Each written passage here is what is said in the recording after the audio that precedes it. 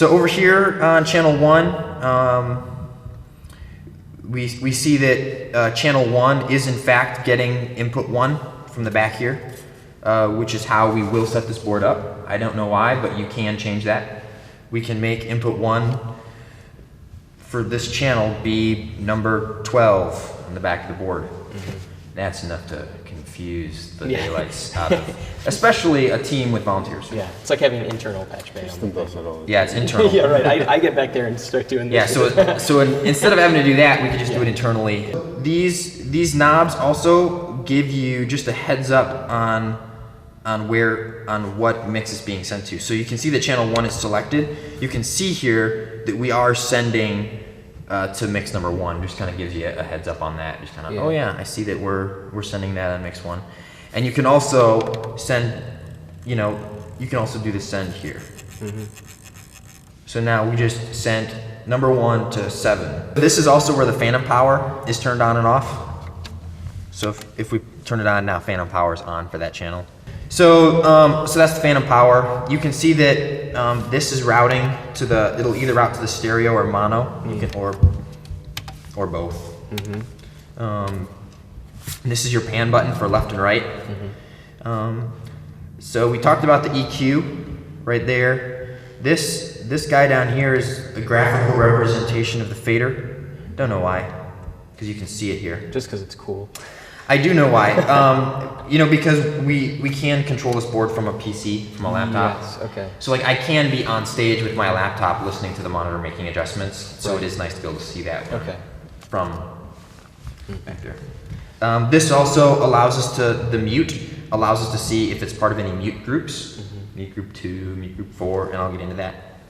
And safe on or off, that's whether or not the channel can be recalled from a scene, so you can turn it on safe so it can't be. And the insert can be on, or the direct output can be on. So when we set up the Aviom, we're going to want the direct output to be able to go to the Aviom, so we'd have to turn that on. Yeah.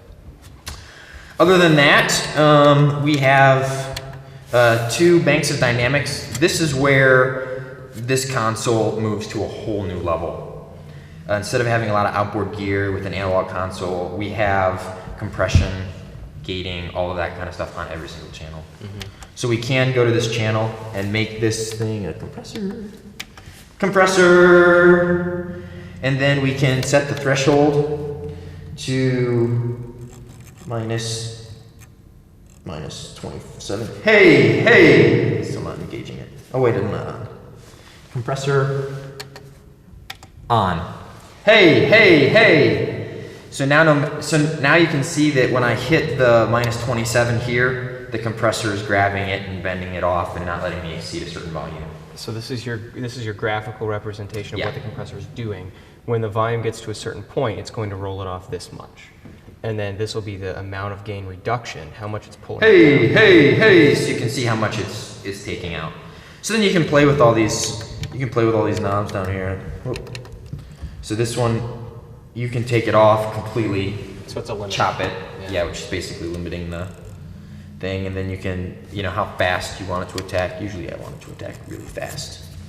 And then when it releases, the output gain, and all that kind of stuff. So that's where being able to do that on either inputs or outputs. So being able to set up one of the outputs, apply a graphical EQ to that output, and then put a compressor and a gate on it allows us to get a recording mix that wasn't even close to that attainable before. Yeah.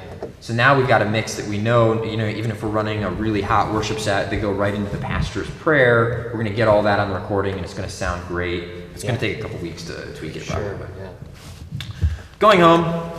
So you can have, so now we can see that I'm compressing my vocal, which is good. And then the second dynamic has, again, the compressor and the gate on it, so you can have, but then it has a de-esser and a compander. Let's see, what are the 2 down here? You have gate and you have ducking. So you can have takes the quacks out. You have the bass guitar duck underneath the kick drum and only open it when the kick drum hits it. So that's the home screen. And like I said before, being able to set the compressor in there, especially for like the kick drum or for the you know, a mic that you're having trouble controlling or just making sure that we're staying at a constant level is fantastic.